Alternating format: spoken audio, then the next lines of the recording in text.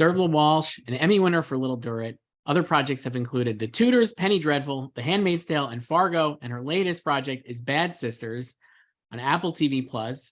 I read an interview with you where you talked about how before coming into a project, you like to find a connection with the material. So I guess what was it about Bad Sisters that really sparked your interest initially? Well, the absolute attraction of Bad Sisters was, I feel, I was born to direct it. I've been studying in the School of Life, no need to go to college, film school, or do any extracurricular activities. I know what it's like to be one from a large family, to be a sister, to be a big sister, to boss those underneath me, to want to have an older sister, to I know what it's like to love a family and love people so much that you'd swear to kill for them, or you kind of want to kill them. So I'm from my Irish upbringing is fortuitously, finally, the dysfunction and the ups and downs of it have all stood to me and helped me into and through and out of Bad Sisters. So obviously the show takes place in Dublin, and you mentioned like you're Irish as well. I guess like I love the way you capture the city and all of that, and I found it very authentic and unique, and maybe not like I'd seen from the location previously. I guess how did you think about like making sure, how did you think about like capturing that on film, making it so it wasn't like what maybe people had seen before?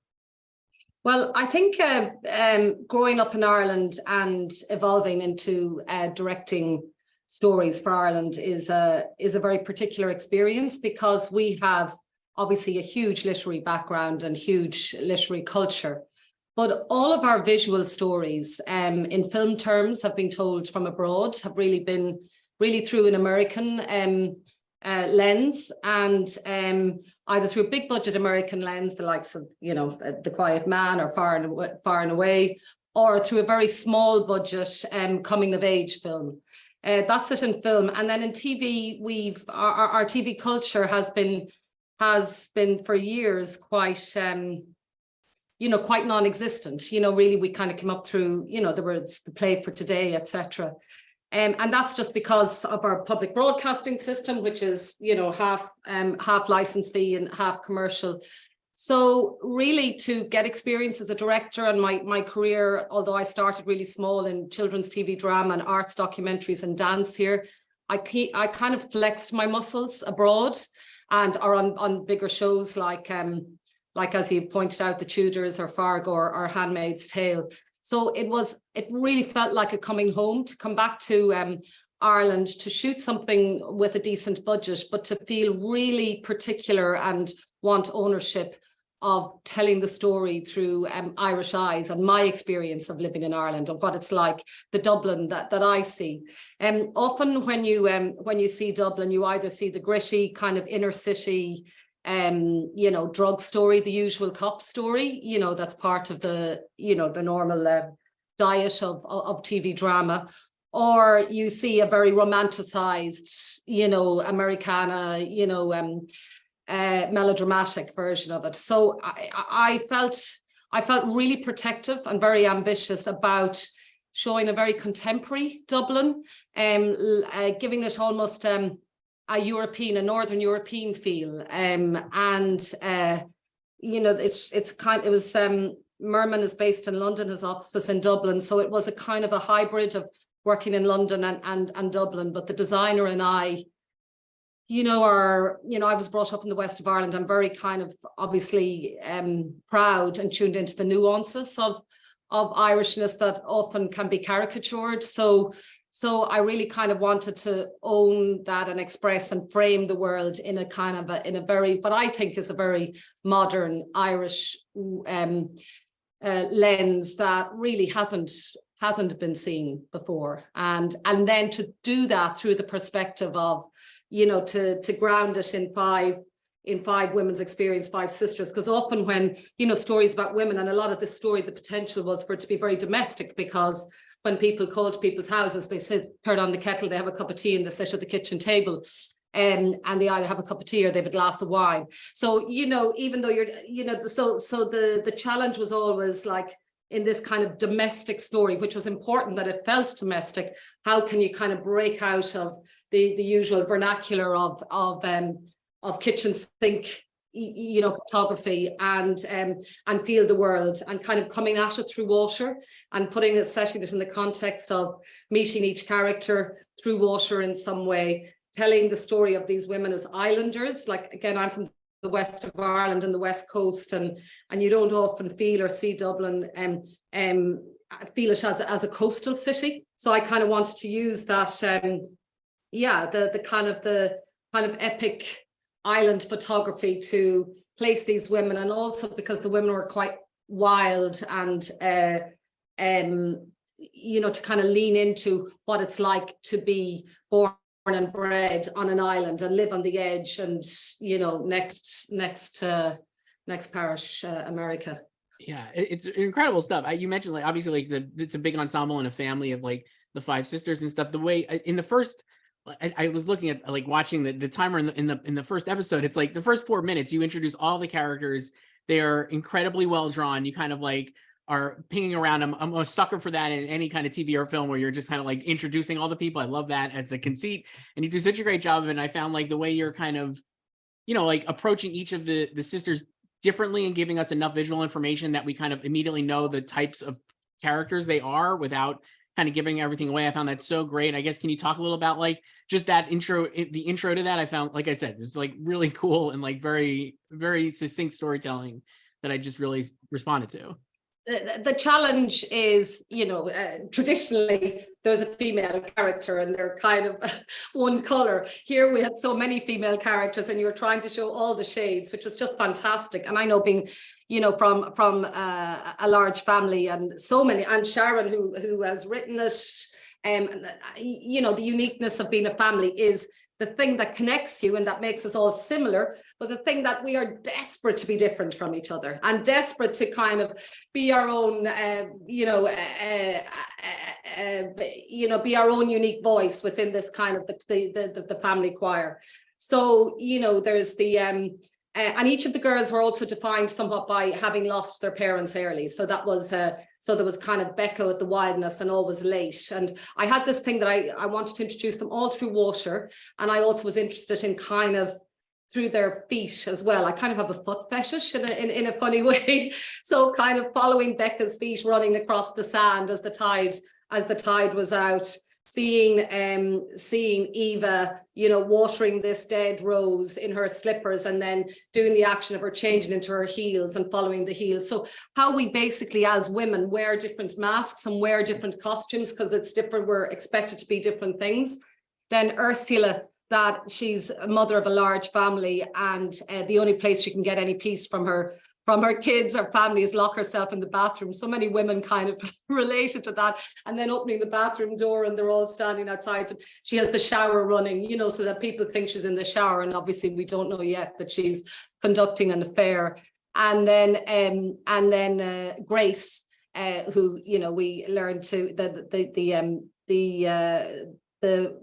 grieving widow. She's kind of under the water taking a sip because she's just cut some onions. And then and Bibi, so this idea, like, I really wanted to see, it's like my mother had breast cancer and she had a mastectomy, and the thing is, you never see the wounds, but like in the family, like we would see that, and was kind of, you know, it's quite harrowing, you know, when you're confronted by somebody you love, their vulnerability. And I think I found it really that's what we do with loved ones. So I really like the idea that underwater, you know, we see this face thinking, and, you know, again, was kind of linking into the water theme, but you couldn't quite work out her eye yet. So you delayed the reveal of her eye, and that she was, you know, one-eyed, or Cyclops, as her son calls her later. So it's all these kind of subtle intros into, there's a clue in each introduction of the story that's to come. And I mean, that's the joy of storytelling, isn't it? I mean,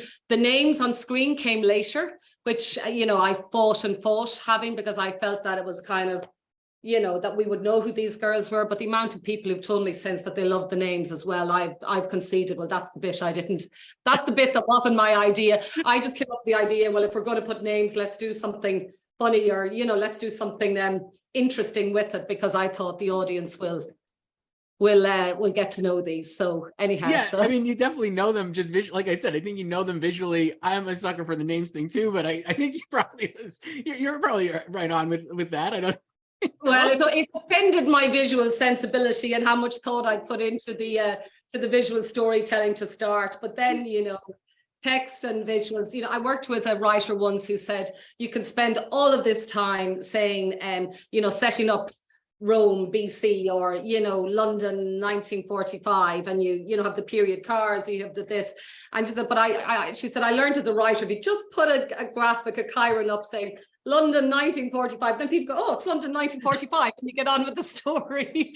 So I have to admit, like, it's Grace. Okay, there's Grace. We know who. It's really great stuff. We have to wrap up here, but Dearbhla Walsh, director of Bad Sisters, the show, all the episodes are streaming on Apple TV Plus. It is an incredibly compelling watch, and thank you so much for doing this. Okay, thank you very much. Thank you. Anu Valia, whose career has included First Wives Club, Awkwafina's Nora from Queens, She-Hulk Attorney at Law. Her new project is Big Door Prize on Apple TV Plus. Just mentioning there, you've done so much really incredible television over the last few years, including Big Door Prize. So I guess, like, what was it about, this show and that really excited you and like kind of sparked your interest? Yeah, I mean, the show really comes from the mind of Dave Westreed. Like, he is such an empathetic, smart, like, the type of writing he does, he really believes, he's an optimist at heart, to be honest, about life and about how people approach the problems in their life. And I think, when we met, we didn't know each other before the show. And when he told me what the show is about, and when I read the pilot, I was just like, oh my God, like, this is also how, like, literally his worldview matches so much my worldview and what he's looking at in terms of human behavior and how people respond when they're basically told, like, you've been living your life a certain way, but your potential is something else. Like, how do you respond to that? Does it excite you? Does it interest you? Does it worry you that maybe you've been doing it all wrong? Like, that's such a hard thing to pinpoint, like, for a show idea. Like, the show is quite high concept, but just in terms of, like, what it's looking at is really intricate in terms of exploring human behavior. And I just was like, oh, this is what this is what I'm interested in. So to be able to get the opportunity to sort of create the groundwork of what that show would be, and I think, the show gets so much better as it continues and the other directors come in and add to it, is it was really an honor. It's very exciting. And so, and it's, it was my first pilot. So I was like, hope we do a good job. So, like, I guess, like, no, that's great. I mean, from, like, doing a first pilot like that, like you said, like, I mean, like, where do you, like you're setting up how this show should look. So there's a lot of different, like, I was like, how did you, like, approach even, like, the Morpho machine itself? I was thinking, like, and how that's, like, obviously such a big, visual image, the whole season and the whole series, like, establishing that and how that would look, and even the lighting around that and all of that. Like, how did you kind of go into that? Yeah, I mean, like, there were two things going on. This is a story. There's a small town story. There's a character-based story that's going on a plot and character level of, like, how do these characters, every episode focuses on one specific character, so that visually, the show kind of changes based on trying to create a subjective experience of how one character moves through the world. But then you also want a consistency in tone and visual style. So there's, like, the small town story, and then there's the larger kind of mystery puzzle box. There's something else afoot going on. There's a larger mysterious, is it good or bad tone to it that we're also trying to establish. So that was kind of like, there's a second visual style element of, like,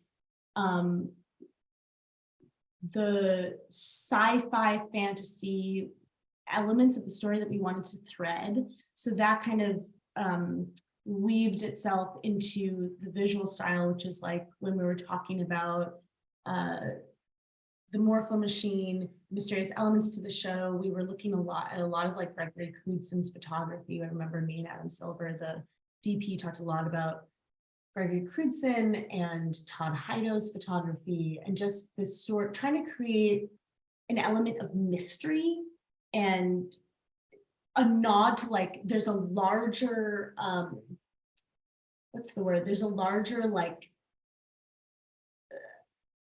world here than just what's going on in the small town space, because I think if the show just lived in like small town dynamics, you'd be like, okay, I think I understand what's going on, but you want to be like, oh no, there's someone's pulling the strings here, I think. And so that's sort of, we were trying, there were basically two visual style elements. There was like mysterious sci-fi element, and then there was that's like one thing. And then the second thing was like every episode focuses on a different character. So then subjectively, there's like a visual style that changes when it's the first episode, which is Dusty, Chris O'Dowd's character's episode, the second, which is Cass, which is Gabrielle Dennis's character.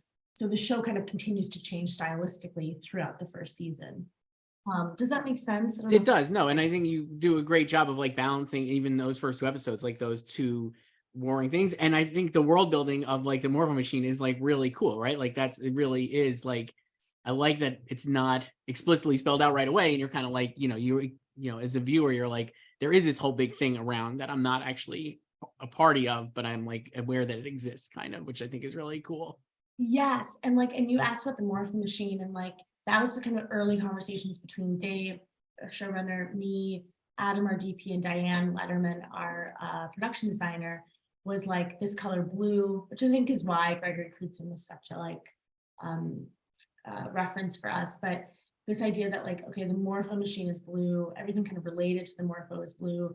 And then you kind of do those fun like film school things of like, okay, well, we're going to try to like really suck blue out of every other part of the scenery, but the sky is blue. You have these rules that you kind of play with, but really the goal was, okay, if the energy of the Morpho Machine is blue is such a mysterious, calming color.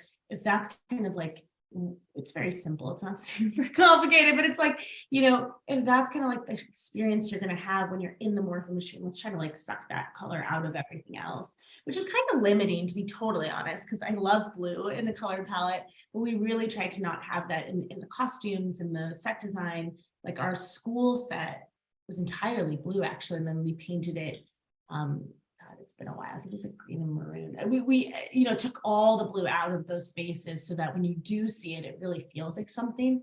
And people do that all the time, but that was one thing I remember that was a big conversation. Yeah, I like that. I like that. I think that's cool, and I think that's like a subtle way. Like the audience probably, you don't even consciously realize it, but you are realizing it, right, if you're watching it, and that's really cool. That's the goal, is to not be like masturbatory with those type of rules. It's really to try to create a feeling for the audience, which is like, oh, when you're in the Morpho Machine, it feels like something. So if you haven't been seeing this color, you just want to create, because it's like a little arcade machine in a general store. And I grew up watching like Are You Afraid of the Dark and all those. There's a version of that where it feels a little twee, and wanted to create something that was mysterious and a little bit otherworldly and feel a little elevated. So that was sort of, we had a lot of talks about that. So the Morpho Machine itself is like, there were many versions of it. There's like the one that's in the store, and then when you actually film in it, obviously, you build it different. Right.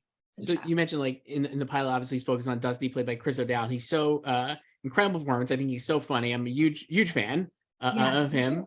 I guess like, yeah, like how did you mentioned, and again, you mentioned like how they kind of, the perspective is different for the episode. So for Dusty, like what was the perspective that you had kind of visually for that episode? And then also, yeah, like I guess start there. And then I probably have a few questions about Chris O'Dowd, because I just think he's so funny and he's such a great physical performer too, which I think you really get a lot of mileage out of as well. Yes.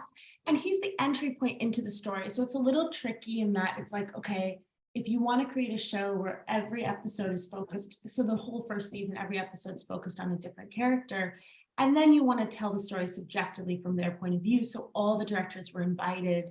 That was something that I talked about with Dave a lot, and the other directors are brilliant, and I do think make the show better as it goes on, which is like they're invited to now be like, okay, how does this character see through the world? Like I know the third episode, directed by Molly McGlynn, follows Jacob, who's like a young kid who's dealing with anxiety. So like his world is a lot more like, you're using longer lenses, more shallow depth of field, you're more like in his perspective. How do you do that, but then have a consistency in style and tone? And a lot of things do that, music, all that. But for Dusty, he's our entry point into the show. And I think, my sort of idea was, well, he doesn't know what's going on. And the entry of this machine in his life, that's essentially telling him that he has reached his fullest potential. Like everybody else is getting these kind of wonderful things. Basically, he's being told, or he is interpreting, I should say, his interpretation of this potential is, you kind of reached it. You've reached your peak. Like that springs sort of a crisis in him. And so I think he looks at this morpho machine with distrust, with mystery. And that, again, because that's his perspective, it also allowed us to create a more mysterious, I keep saying the same word over and over again, but this sort of, it allowed me and the team to really lean into like, oh, there's something afoot here. And we could do that with music, with the visual style and all that even like the lenses we shot on and everything, that we that could be our baseline. And then as each character comes in and has a different relationship to the morpho machine, then you can kind of play with that. But I think like I was very interested in using Dusty's trepidation around the machine to sort of create a tone there, but there's also like a whimsy and a magical, a less dark space that the show lives in that Dave really brought into, and Big was a big, like the movie Big was a big reference for him. And so that was something that he really also wanted to infuse, that it like the more like Ted Lasso, like positive, because this show is a positive show. It's got a good optimistic view on life. And so that was sort of the balance we were trying to create. Yeah. No, it totally makes sense. I really wish we could talk about this more because I'm fascinated by the show and your work on it, but we do have to wrap up. Valia, thank you so much for doing this. I appreciate it. Yeah. Olivia Newman's career has included First Match, Chicago Fire, FBI, and the hit feature Where the Crawdads Sing. The latest project is the Apple TV Plus limited series, The Last Thing He Told Me. You directed the first 2 episodes and the finale. A great show. I really very much enjoyed this. I guess what was your take on the material in the beginning? Obviously based on this very popular book. So I guess how did you kind of want to approach what you were going to do visually with this story?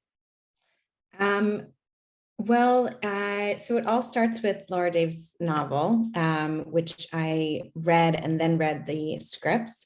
It's interesting because the novel is told entirely from Hannah's point of view, the main character that Jen Garner plays. But it's this sort of page turner mystery, and Hannah is really relying on her memories of this person that she loved, things that he said that, in the moment might have felt like nothing. And now looking back, there's sort of hints to, who he, what he may have been hiding. The great thing about the adaptation to series is that Laura was able to expand upon the book and allow you to kind of go into the points of views of other characters, which was really fun, but still use memory as sort of the anchor for solving this mystery of what happened to, why the husband disappears. And we got more of Bailey in it as well. And so, when you read the book, when you read the scripts, it's a mystery, and it sort of leans into thriller as the series progresses, but really it's a true mystery. And it's set in San Francisco. So of course, the first thing you think of is all those wonderful Hitchcockian, San Francisco based mysteries. No one does it better. And Fincher drawing from Hitchcock. And so we looked at Michael McDonough, my wonderful DP, and we sort of looked at those examples and sort of 70s thrillers to sort of, build a language around it. We wanted to always have this sense that these people were not safe and they were being watched. So there's this voyeuristic language and lensing on Hannah and Bailey throughout, even before they realize the trouble that they're in. So, in the pilot, even, before before her world's been upside down, you have this sense that somebody is watching and tracking them. And after Owen disappears, that it just keeps getting heightened and heightened until they are in fact, heading right into a collision course of danger. Yeah, I definitely was hiding my eyes at certain points because you do ratchet up the tension incredibly well, I think, at times. So I'm always like this, like, oh no, I can't watch this. The finale you also directed, like I said, I think the finale is so great. It ends, or there's a big scene, maybe not the very end, but there's this big scene between Hannah, like you said, played by Jen Garner, and then Nicholas, who's played by David Morse. It totally is.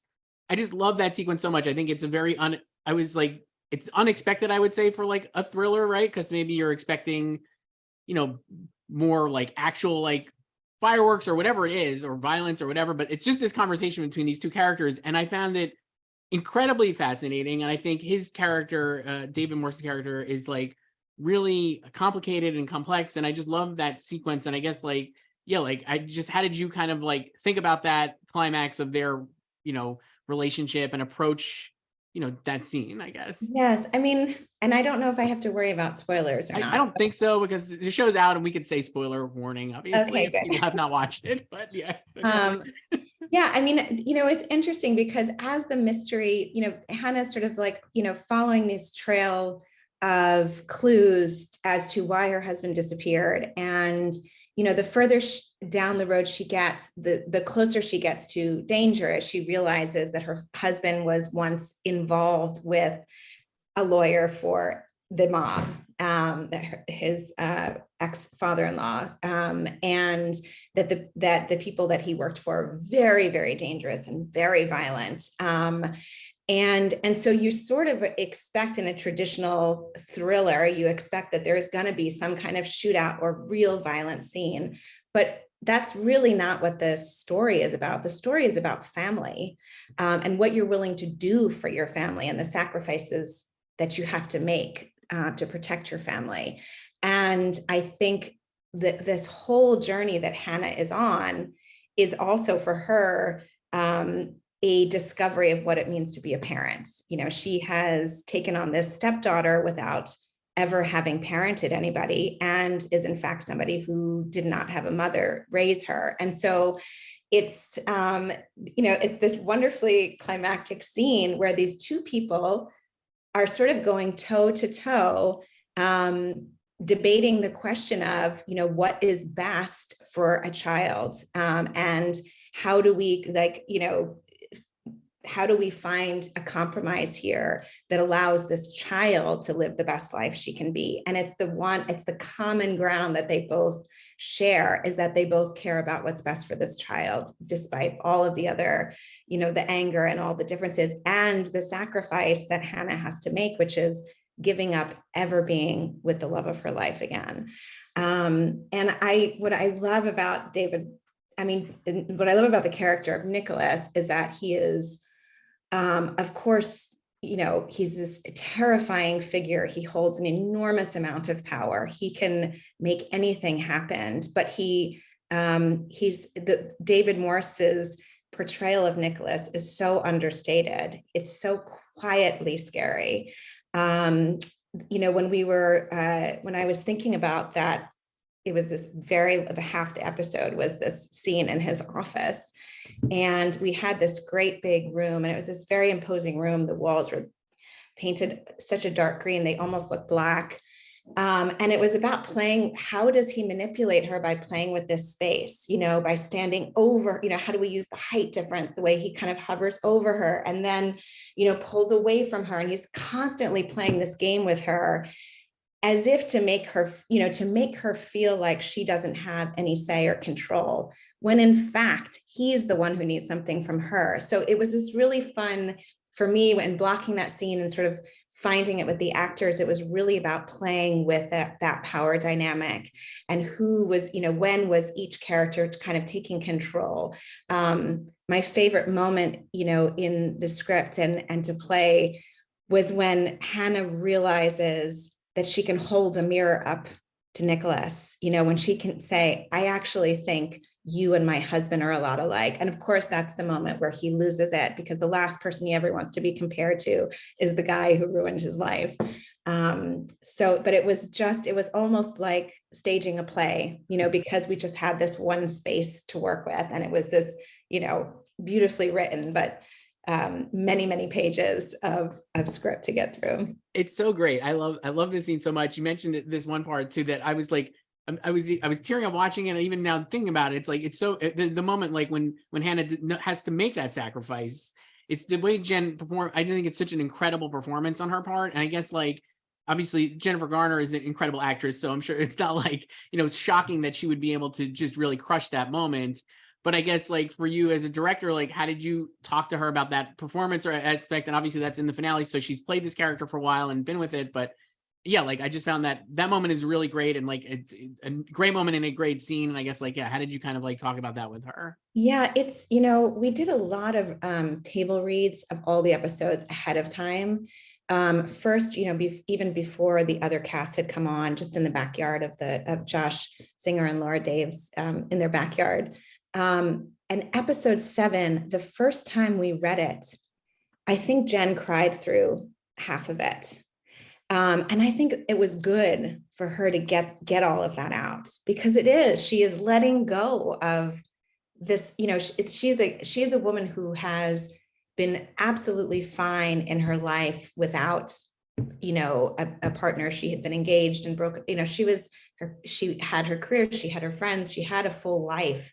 And then she met this person who was her person, it was her soulmate, and only got 2 years with him. And knows that she's offering him up, and making this enormous sacrifice for the good of his daughter.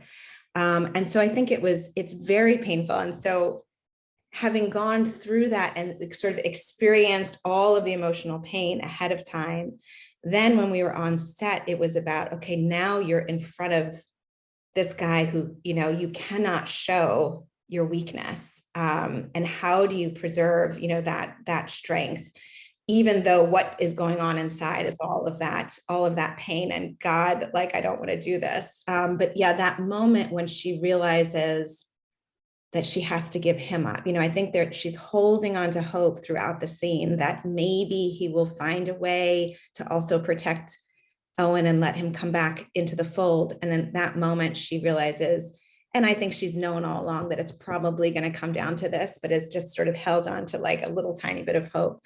And it was just crushing to watch Jen go through that, especially, doing multiple takes of it. But she knew this character so well. And I think, she could speak for herself for why she connected so deeply to Hannah, but I think Hannah is a very different person than Jen Garner. And that was one of the wonderful challenges. Jen is such a naturally maternal person, and Hannah is not. And so to sort of watch Jen fight against instincts in terms of who she really is and find that that really singular character was just such a joy. Yeah, it's a joy for the viewers too. It's really great. Olivia Newman, unfortunately we have to wrap up here, but it was great chatting with you. Last thing you told me, all the episodes are on Apple TV Plus. Highly recommend checking them out. Thank you so much. Thank you. Liz Patrick is an Emmy nominee for Saturday Night Live and a 7-time Daytime Emmy Award winner for the Ellen DeGeneres Show. Liz, I'm so happy to talk to you. There were so many incredible episodes of SNL this season, but the one hosted by Steve Martin and Martin Short, I think, is a standout for viewers. And I guess for you, these are two SNL legends, right? In different ways. What were the first conversations you had with them about, hosting, I guess, when they came back? You know what? It's like a dream come true. I grew up watching this show. My brother's 5 years older, so I think I was exposed to it a little earlier than I should have been. So my brother, often would play Steve Martin's albums, his comedy albums. He'd be walking around like, I'm a wild and crazy guy. So here it was now at the actual Steve Martin in front of me. And, Martin Short, when I went to Boston University, and I went to film school. And one of my first shorts that I did was kind of an homage to one of the shorts that Martin had done. It was the synchronized swimming. And Classic, yeah. Yeah, a classic. So I did a spin on that with the art of playing darts, and I kind of used that film. It was probably 15 years later after used that film as a basis for one of my shorts. So then being in a room with them is like, these are comedy legends, like you said, they're SNL veterans, and they're kind of some of my comedy heroes. So a little nerve-wracking, but it was really fun to see their process and how they also played off of one another, because their comedy, like that monologue is so they got into trying to just one up one another, and then they did eulogies on each other, and it was just a really cool thing to see. And then one of the sketches that we did was Father of the Bride Part 8, which was like, seemed to be like the audience went crazy when we set that up. And that was really cool to see. And it was little vignettes. It was a movie trailer, and there were little vignettes, and one of the vignettes had been killed right before we did that, before we started that segment for time. And so it's, is there enough time to tell the actors, okay, we're going from this to this, we're skipping this one, so you no longer need to go to this mark, because everyone had a different marks for different vignettes. But what they are such amazing guys and so talented, and it was an absolute pleasure to work with them. When you're working with like guys who are veterans or hosts who have done this many times before versus a host who maybe is a newcomer, how does that change your approach or your like role during that episode, I guess? It's, in a way, I can sit back a little bit and focus more on where I need to put cameras and how I need to cover it. But I guess with a newer, we had somebody like Travis Kelce, who was a football player who I really enjoyed working with. I walked up to him, I introduced myself, and he's like, "Oh, you're my coach for the week. How much fun is this going to be?" And he was actually a natural at it. And it's more so, communicating to them, okay, your cue cards are always going to be in these positions. When you're talking to this person, you're going to have cards to cheat here. When you're talking to this person, you're going to have cards here. And they don't get to rehearse that until Saturday. On Thursday and Friday, we rehearse, we only have one set of cards, but sometimes we'll check eye lines and just give them an idea of what to expect. But yeah, sometimes every host has a different process, and whether they have been exposed to entertainment or not, I guess it plays a role in how much I need to help them, guide them. I feel like our stage managers are really good at that too. My eyes and ears on the floor, and they've been there for years, and so they're amazing at that as well. So it's a little bit of a team effort to get everybody where we need to be. You mentioned like in the Martin Short and Steve Martin one with that Father of the Bride sketch, there was like a moment killed that you probably did in rehearsal, right? I imagine. And then how much is what you're doing evolve? Like, I guess, can you even plan it out? But how much it's evolving from rehearsal to the live show that same night? Like, how much does your process change? Like having seen it in rehearsal, like live rehearsal versus like the show, The amount of changes that come through on that show are quite amazing. So the first time I read it is on Wednesday, and I have from 10 o'clock to 4 p.m. 4 p.m. or 5 p.m. is usually our read through. And so I begin writing all my notes on how I'd shoot this, where I would shoot it. Do I need a stuntman? Do I need a choreographer? Do I need a trap door? Do I need a breakable window, 2 entrances, a staircase? And you have to keep in mind, you have 30 to 40 sketches you need to read. So you try to give that sketch as much time as you can, knowing it's going to change, but this is how it's starting. And then Thursday we begin rehearsal, and it may have already altered. So there's the first change. And then as you rehearse it with the cast, they may do something new, or we might find something else, or if it's a topical sketch, something may have changed and we need to change it all around completely. But so come Saturday, we do a full rehearsal of every sketch. This is the first time that you're seeing the sets that are almost complete. It's amazing when you walk in Saturday morning, you walk out there and everything is painting and people are in the process of painting and taping and doing whatever they need and getting these sets ready for us. It's a fabulous operation. And so the first time I rehearse it on Saturday, I've already received changes in the morning on something. So I'm sorry, let me slow down, backing up. So Friday night, I'm given a bunch of changes. I go through, almost watch every sketch again, manage those changes, apply them. Saturday morning, we rehearse them. Once we rehearse again, a whole nother set of changes come for that. Sometimes it's big, sometimes it's small. And then between dress and air is when I only have, depending on what time we finish dress, I only have like an hour or an hour and a half to manage all those changes. And so sometimes it's like this sketch was a hit, this sketch was a hit. I want to get this, and this in, and we're pulling chunks of content out, and hopefully it doesn't affect blocking. Sometimes it does. Sometimes somebody has been added to the sketch and you have to figure out how to get them in and how to cover it. Sorry, that's that was amazing. so long. No, it's just like really it's so complex. In the Martin Short and Steve Martin one, I think just in general, I mean, I thought this season the weekend updates were really great, I guess, and that one I found like really good as well. Like, how do you approach those segments, and like, how do you know it's working, I guess, for lack of a better word? For the weekend update or for any sketch? Yeah, no, for weekend update. Yeah. Oh, weekend update is kind of, we rehearse it for the first time on Saturday, and if we have time, sometimes we run out of time. And so Colin and Michael get to hear jokes in the room and, people laughing. And then usually those jokes change throughout. And then the features with our different cast members, sometimes we rehearse more than we have time for.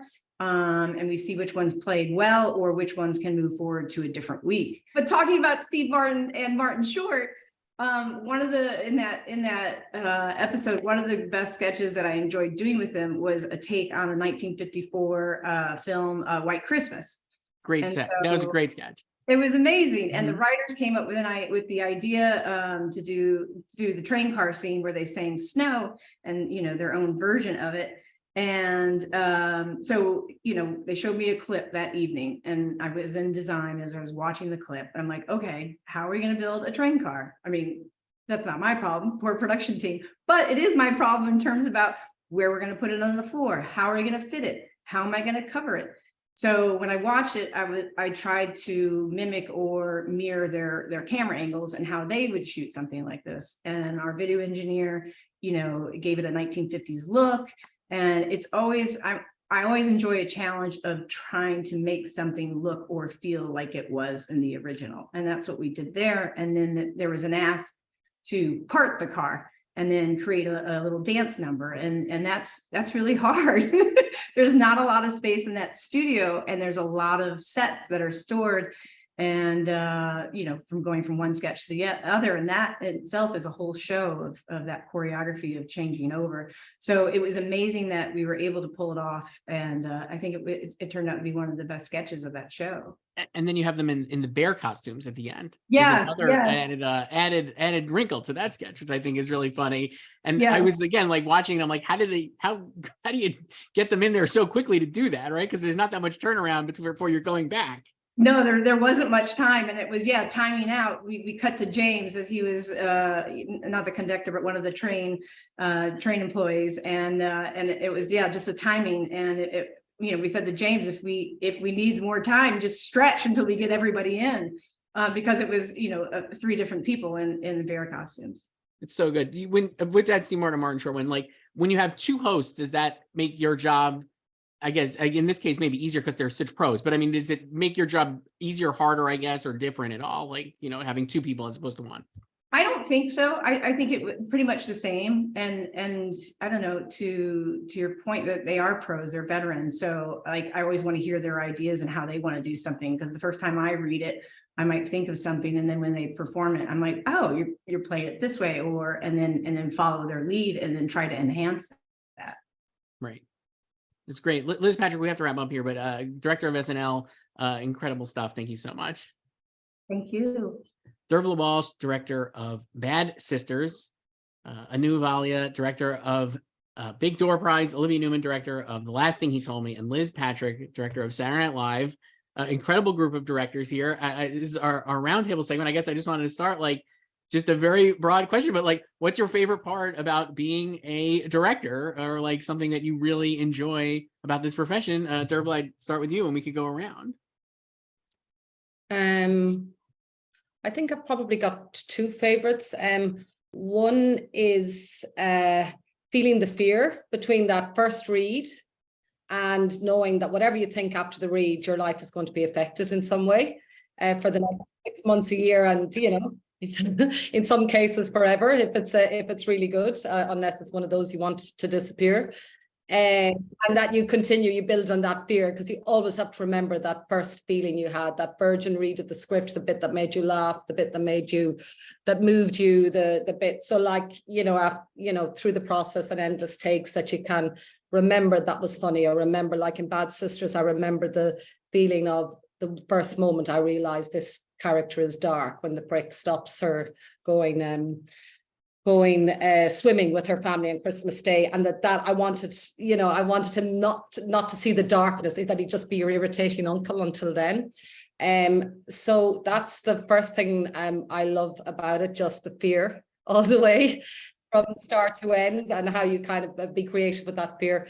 And the second thing I love is the collaboration. I just love I love working with the team, like the DOP and designer, and the icing on the cake is the actors. Working on the floor, you've prepped everything, you've had all the feelings, you know what you want to do, and then you're with the actors, and one of them does something that goes, oh my God, that is brilliant. That's better than I thought, and that's the bit that it's like the magic of I find directing, being open to that and coming home and going, today I just, I always compare it to bungee jumping. Like if you fall with a noose around your neck and you just stop there, or if you bungee jump and go, and then you go, when your head hits the water and you bounce back up, and it's that kind of feeling in your stomach of oh, I thought I was going to die, I'm not dead, oh, I'm going to die, is like the creation of a take that makes you tingle. So that's what I love. That's awesome. Anu, how about you? That's so true. You put that so well. The bungee jumping, the leaping, the fear, everyone kind of grasping hands together and just leaping together. It feels like falling in love. And I agree. I feel like the times whenever you're working with an actor and you're kind of sitting behind your monitors, and you just see the actor giving so much of themselves, there are those moments, and there's just, I'm sure you guys have all felt it, you're just watching these actors be so present, and in that way they're asking you to be incredibly present with them, and there's such a spiritual connection that's happening when you're just kind of watching an actor allow themselves to just be completely open. And it's so vulnerable, and it's such a gift that I feel like as directors, we're so lucky to receive that, and we're so lucky to watch them do that, and then to get to go over to them and be like, oh, I'm going to try something like this when they're in this vulnerable state, and to be able to play in that zone is such a gift. When else do you get to do that in life? And so yeah, I find myself, I cry all the time behind the monitor, even if it's not a sad scene. And it's such a, when else do you get to ask somebody, please be incredibly present with me, and I will do the same with you. And it's, God, that feeling never gets old. And it's a great gift to get to do that. Yeah, that's awesome. Olivia, what do you think? Yeah, I mean, this is all, I would agree with all of it. I mean, I write and direct, and I find writing to be absolute torture because I just miss being with people. I love the collaboration with, brilliant artists in every department, bringing forth their ideas. And that can come from anybody. It can come from a great idea that a PA has, in the moment, just being open to, the best idea wins, and yet also sort of feeling like you're the captain of this crazy ship that at any moment could sink, having that adrenaline rush, is absolutely, I think, the addictive quality. And then, working with actors, I mean, I think if you don't, I don't know why you would do this job if you don't absolutely love actors. They're just, seeing something come to life from the page and then suddenly take this three-dimensional complexity that, you had imagined it in your head and then suddenly comes to life in this other way is just, there's something kind of spiritual and magical about it, isn't there? Liz, how about you? What do you think? I like that you started with fear. I'm like, wait, you guys have fear? I just thought it was live television. So I found that really cool, really cool. Yeah, fear is a part of it, but I love collaboration. I love every Wednesday. I love when the writer reading their scripts and just seeing what they've dreamed up over the weekend. And sometimes sometimes you don't understand it. Sometimes it needs to be explained, or sometimes it just hits home and you're like, wow, this is a really cool idea. And so I just love bringing those things to life and trying to add something to it or lead it in a direction that makes it perfect. And then the other departments, it's just amazing what our hair and makeup department and wardrobe and production design and props and special effects, it's just amazing what they can do in such a short turnaround. But everyone is such a professional, and they're just a great group of people to use as a resource. So I may come with an idea of how to do something, but it's in their area of expertise. I want to use them as a resource to figure out how to make this the best. So I love collaborating. That's great. I wanted to ask you about, like, you talking here about acting and performing. I guess, like, all of you work with actors and performers, and are like all of these, SNL and all of these shows have like really great performances in amid all these things. And like you're talking about, like how moving that could be and how kind of like incredible that is. I guess, like, when you guys were first starting out, like, what was the best? Did you get like advice, or like how did you kind of figure out, like, I don't know, how to approach actors, or like all those things? Like, how did that kind of, like, when did you like learn that was like such a obviously a great part of this profession, I guess, and like kind of working with actors? Like, was there like a moment that you were like, oh, that's a great, I finally figured this out, I guess? And Dearbhla, you want to start maybe? I don't know. I think that's a great question, and I think you never fully know. I think it's a little bit like working with your family. You only know what you know at the time, and then later on, when you still speak to them the same way, they make it clear to you, don't speak to me like that, I'm a grown adult now. Or so it's a constant process of learning. But I think a really important part of the craft is finding how it is actors like to work. I've done a lot of dramas with ensemble casts, like Shameless and Penny Dreadful, Bad Sisters, and it's extraordinary how the one that it won't get better after second or third take, or the one that kind of wants 4 or 5 takes before it's good. So learning what their tics are. So I spend I invest a lot of time before we go on set, sitting one-to-one with the actor, page turning, and also talking about their process and how I can help them. And do you like to go first in close up or not? Or just also giving them ownership of, because, in a way, some actors really want to be directed and some actors don't. And it's really interesting learning what that, they want to do their thing, and you're there just to, just situate them. I mean, you're always obviously, because the story, they know the story from their character point of view, but everybody's. And I've had lots of situations where an actor's come, I don't need any direction, this is what I'll be doing, and that. And I went, okay, that's great, brilliant. And it's particularly interesting in episodic, and because I've come up through having been a later block and working your way up to being the lead block, I have found traditionally that in episodic, it's like working with children from a broken home. They've been with daddy for the first Monday to Friday, and now they're coming to mommy for the weekend, and they think dad's great, and you know, they've no interest in being with mum. And then so they're resistant to everything. Well, this is the way we did it with dad. And then after I go, oh, actually, mum's not bad either. I think I think I might spend longer here. So it's a constant. I think it's like family. It's really all the strengths and weaknesses and dysfunctions and mistakes and vulnerabilities that you have within the family, because that's what it is. You're asking people to trust you and allow you to see, you know, that the bathroom door is open and you can see everything, and that's, you know, you're asking for trust. And so so you've got to earn that trust, give it to them, and you know, get it back from them. So that's so I'm still learning all of the time. Every actor is different, like every director. I think all of us can do, you know, different versions of the same job, and it's the same with cast. I mean, we've all been in that situation where this is who you want to cast, and you know, you end up there, and then you go, I couldn't imagine it with anybody else but this person. They grow into the part, and you grow into that role in the family. Yeah, Anu, how about you?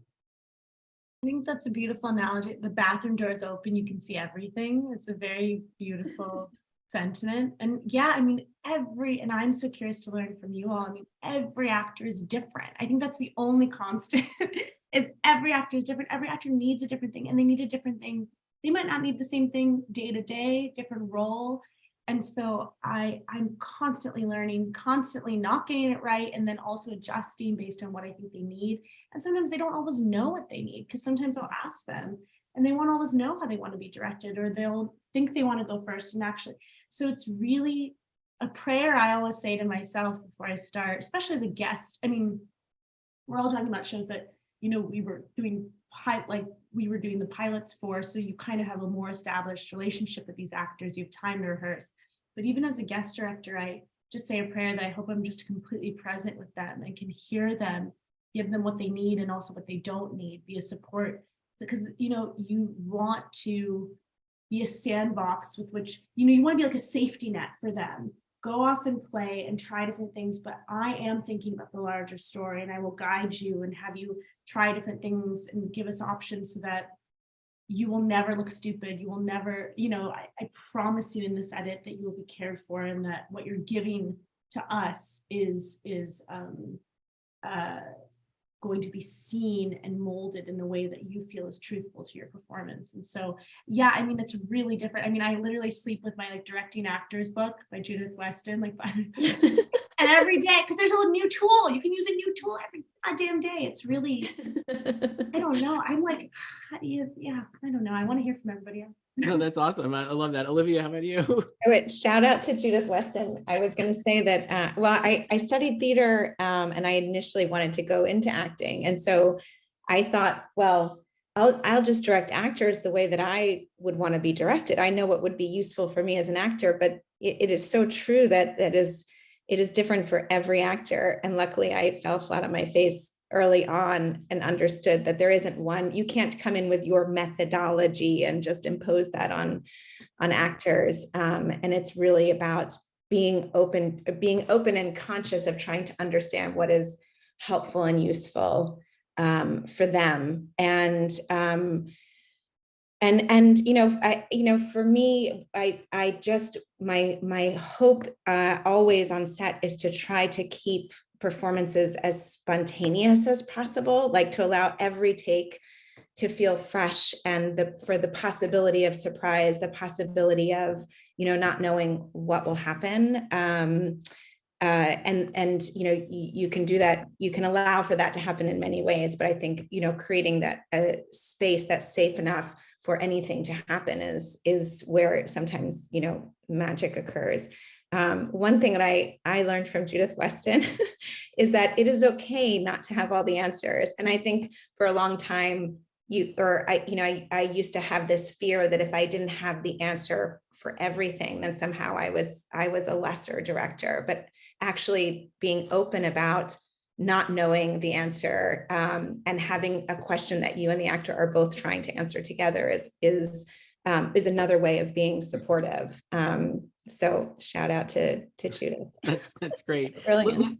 Liz, you have like, obviously you have a cast of a large cast of people who have either been on the show for a long time or somewhat new. And then you're also bringing in like new performers every week, new actors. And like you said, like Travis Kelce's not an actor, you know, like and then you have like someone like Steve Martin, who is like a legend. I guess, like, how are you directing these performers and like, kind of like, yeah, like, how do you like, you must have to modulate, I'd imagine, like an individual basis, basically. I don't know. How do you do it? Yeah, it's individual. And, the writers beforehand, get to sit down with them because I don't have time. They get to sit down with them and, and actually talk about their sketch and tell them their point of view and where it's coming from. So they kind of have a head start of which direction to go in. And then I just help guide and support. I think support is like the biggest thing. And some of these actors want more, want to understand more. Well, why am I doing this? Or why am I crossing here? And sometimes in one of our sketches, we need them to get to a certain side because that's the only area where we could pull off this gag. So now we got to figure out a way that it makes sense to these actors. So it's just playing that role and just being supportive for them. And then I have a different shout out to Bethany Rooney and Mary Lou Belly, directors tell a story. Many years ago, I did a workshop at Warner Brothers for directing episodic. So it was just amazing to be in a room with directors, and everyone's going to have a different way of doing something and setting something up. Most of the time there's not a wrong way. There's a few wrong ways, but it was just an amazing experience to see so many different directors and apply what they know and what they do and see it work. And it's been amazing listening to all of you talk about this stuff. I'm fascinated. The work is so great. We do have to wrap up, but Dearbhla Walsh, director of Bad Sisters, Anu Valia, director of Big Door Prize, Olivia Newman, director of The Last Thing He Told Me, and Liz Patrick, director of Saturday Night Live. Just great stuff. Thank you all so much for doing this. I really appreciate it. So nice meeting you all. Thank you. Nice meeting you all. As well.